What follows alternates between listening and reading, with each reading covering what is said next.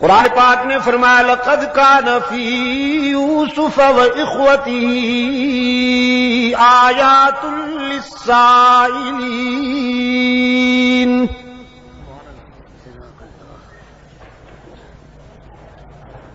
زندگی کی تلخیوں سے گھبرائے ہوئے لوگوں کے لیے بہت ساری عبرتیں پنہا ہیں اس بات میں.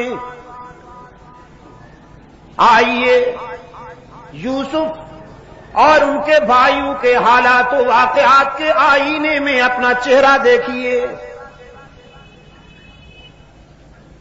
آپ بہت گھبراتے ہیں حالات کی تلخیوں سے، لیکن سوچئے اللہ کے برگزیدہ بندوں کو کن حالات سے گزرنا پڑا. لقد كان في يوسف وإخوته آيات للسائلين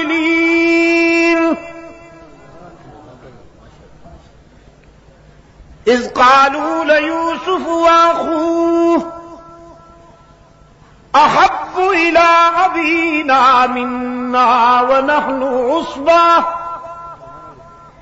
إن أبانا لفي ضلال مبين. قصور دیکھیے، حسد کے بیماروں نے سب سے بڑی بات یہ کی ہم پرانے ہیں، ہم بڑی جماعت ہیں، اور یہ ایک ہے عمر میں بھی ہم سے چھوٹا ہے. کبھی کبھی عمر میں چھوٹا ہونا بھی آزمائش ہو جاتی ہے. ہم بڑی جماعت ہیں اور یہ اکیلا ہے، عمر میں بھی چھوٹا ہے. لیکن والد گرامی کو دیکھیے، بس یوسف کے چہرے پہ نظر جمی رہتی ہے.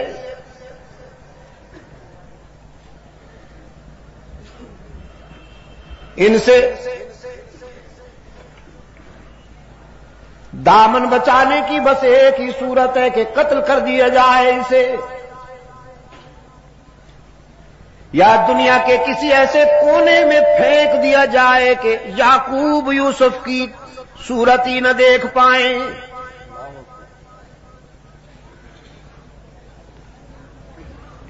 یہ اور اس کا بھائی بنیامین.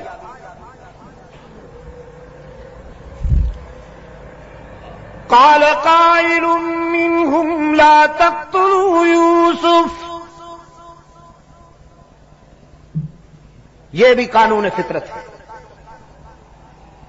جب کسی مظلوم کے لیے دشمنی ہوتی ہے تو دوستی کی کوئی نہ کوئی کرن ضرور روشن ہوتی ہے. میں نے رات بھی کہا تھا، فرعون نے جب حضرت موسیٰ علیہ السلام کے بارے میں یہ ارادہ کیا کہ اسے قتل کر دیا جائے تو آسیہ ساتھ بیٹھی تھی. انہوں نے جرح کی، پرپوزل دیا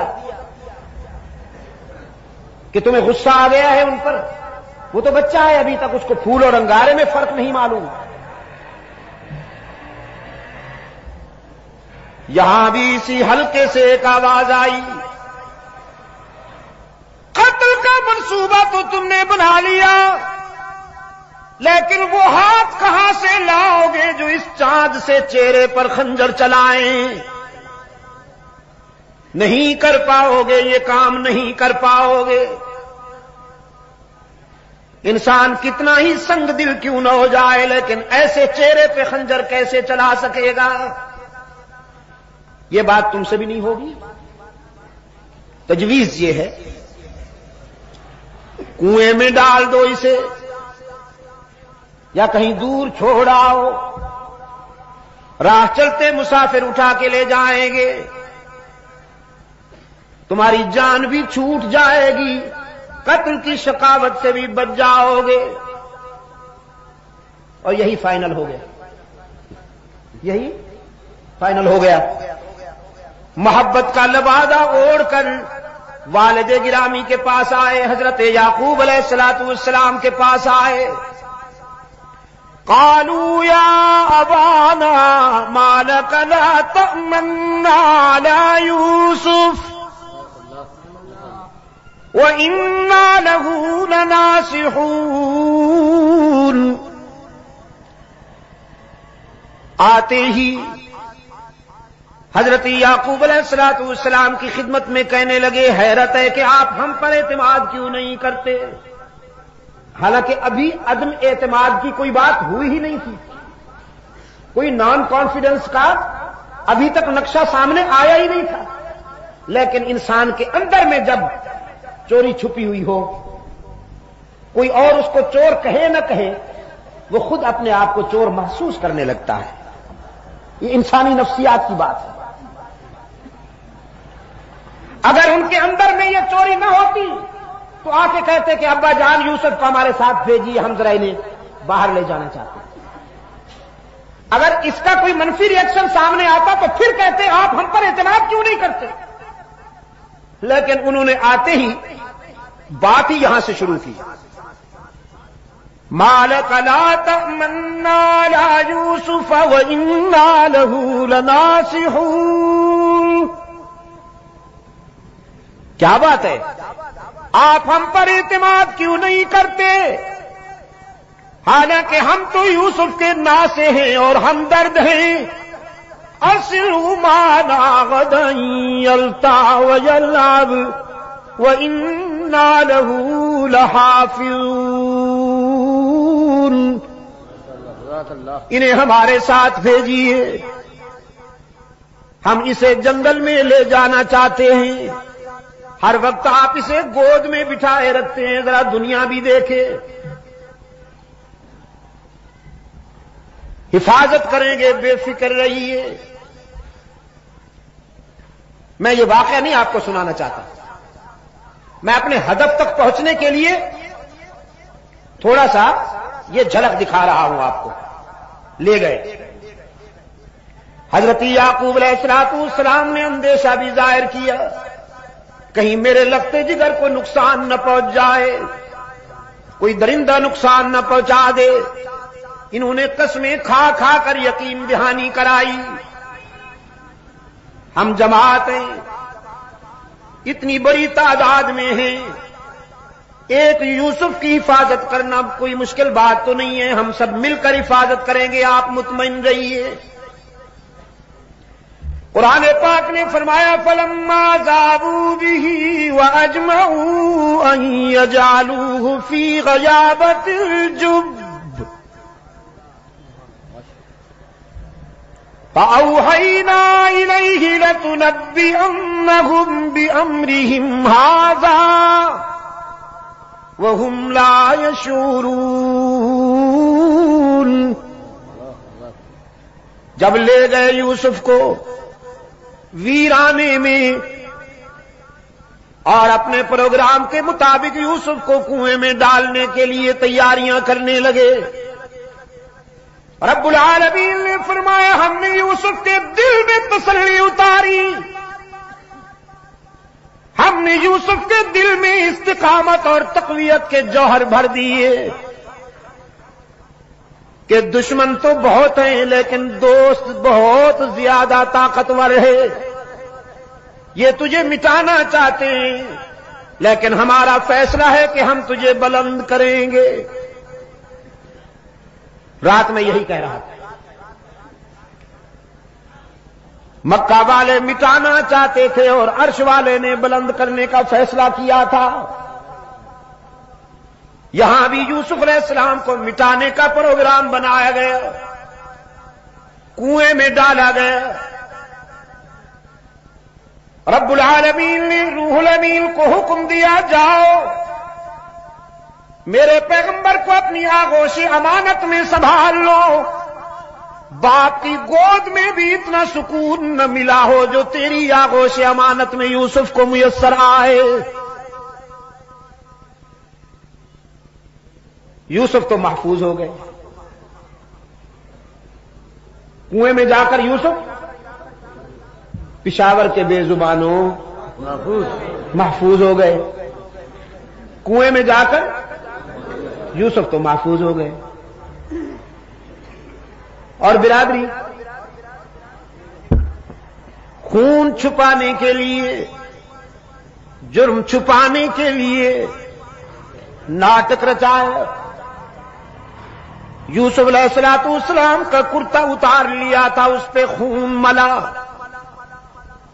مصنوعی خون، کسی جانور کے خون سے وہ کرتا رنگین کیا، پھر اسے لکڑی پہ اٹھا کر علم بنایا۔ کیا بنایا؟ علم بنایا۔ یہ ہتھ کنڈے پرانے ہیں، ہاتھ نئے ہیں۔ ہتھ کنڈے پرانے ہیں، ہاتھ نئے ہیں۔ چوری چھپانے کے لیے یہ ناٹک بہت پہلے ہوا۔ جناب یوسف علیہ السلام کا خون آلود کرتا لکڑی پہ اٹھائے ہوئے، مصنوعی آنسو بہاتے ہوئے، چیختے چلاتے ہوئے، قرآن کی زبان میں شام غریبہ مناتے ہوئے حضرت یعقوب علیہ السلام کی خدمت میں آئے۔ قرآن کہتا ہے وَجَاءُوا أَبَاهُمْ عِشَاءً يَبْكُونَ،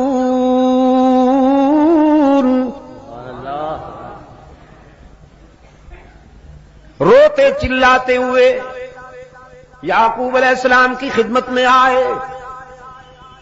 قالوا يا أبانا إنا ذهبنا نستبق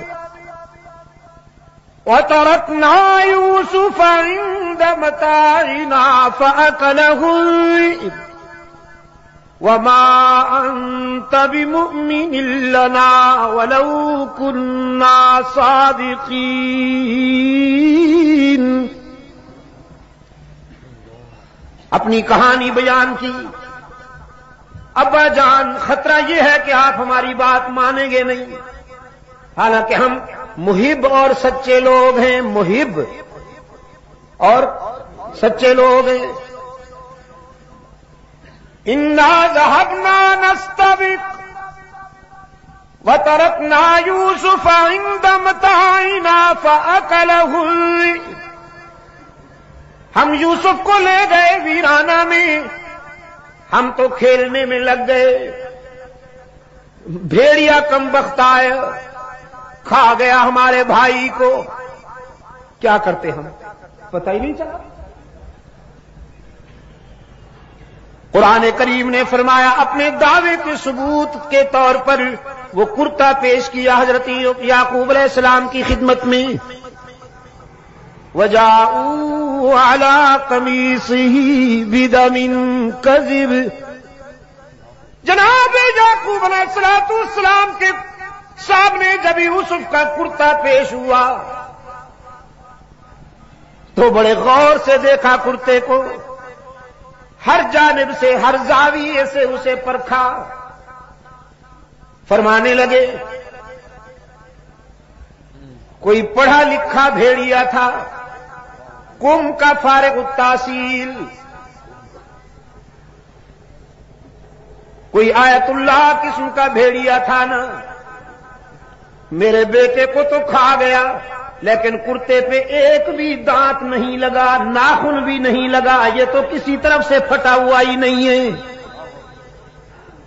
کوئی کوالیفائڈ بھیڑیا تھا، پڑھا لکھا بھیڑیا تھا، شاید اس نے پہلے کرتا اتار کے رکھ دیا ہوگا، پھر میرے بیٹے کو کھا گیا ہوگا، اس کے بعد پھر خون ملا ہوگا۔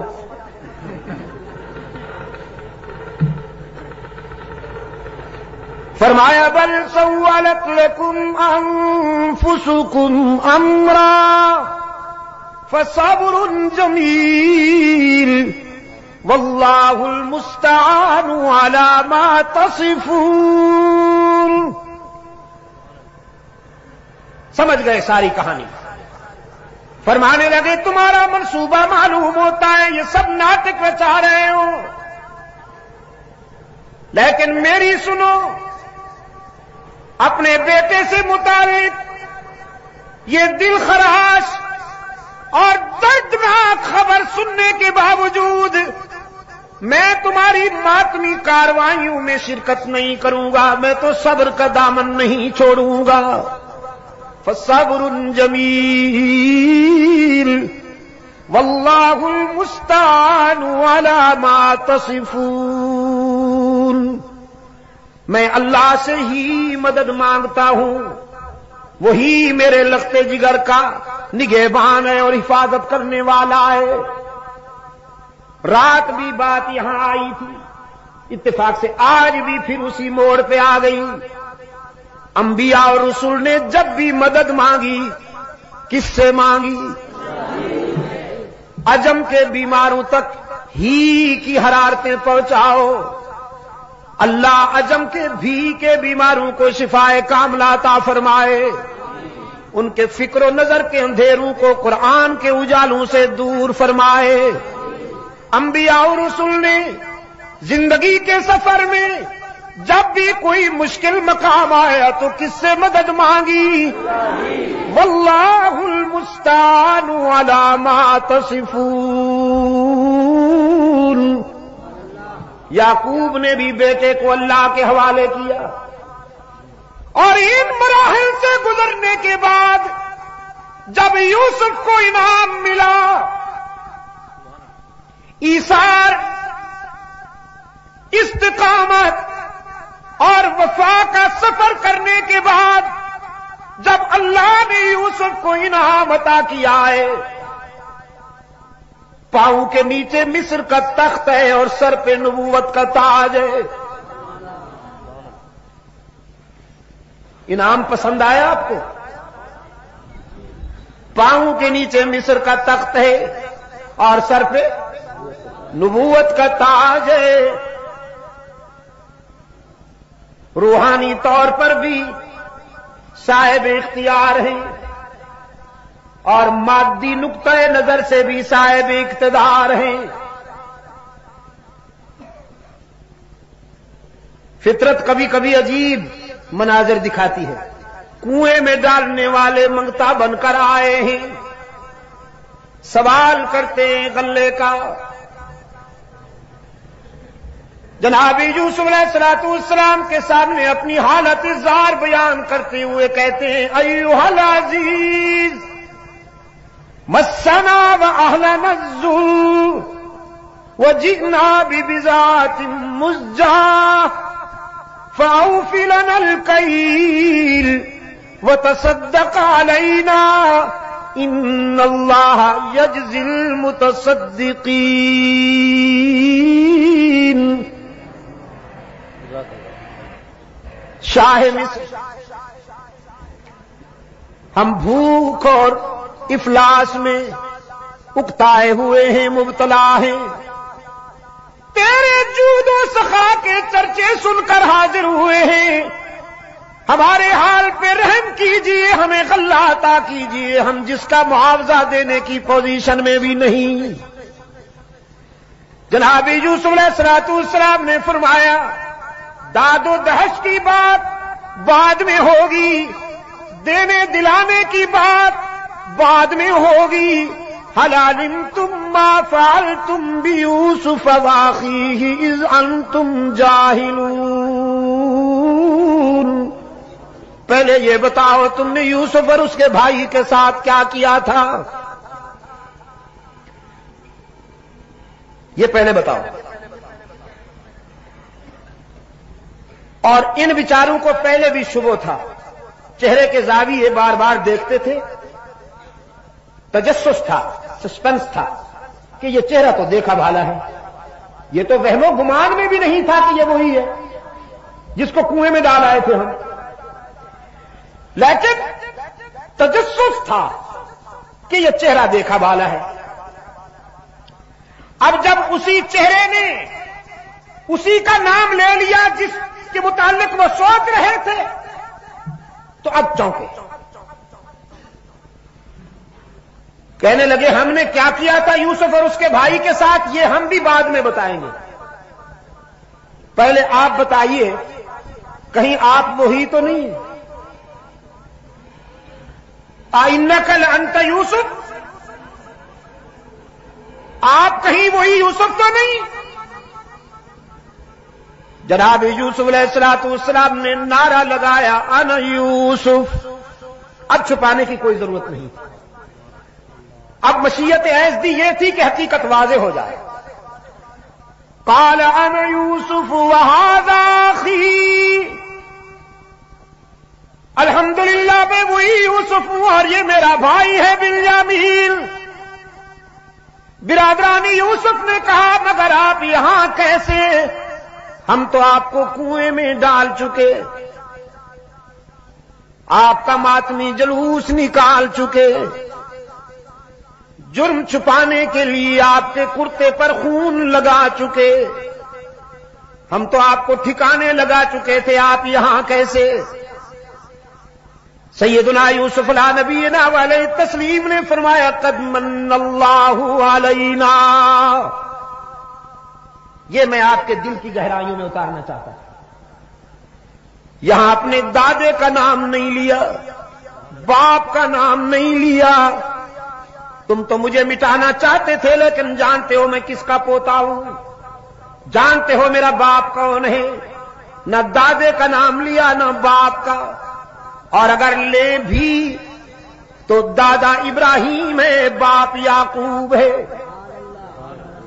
دادا وہ ہے جس کی نسل سے کم و بیش 14,000 انبیاء پیدا ہوئے۔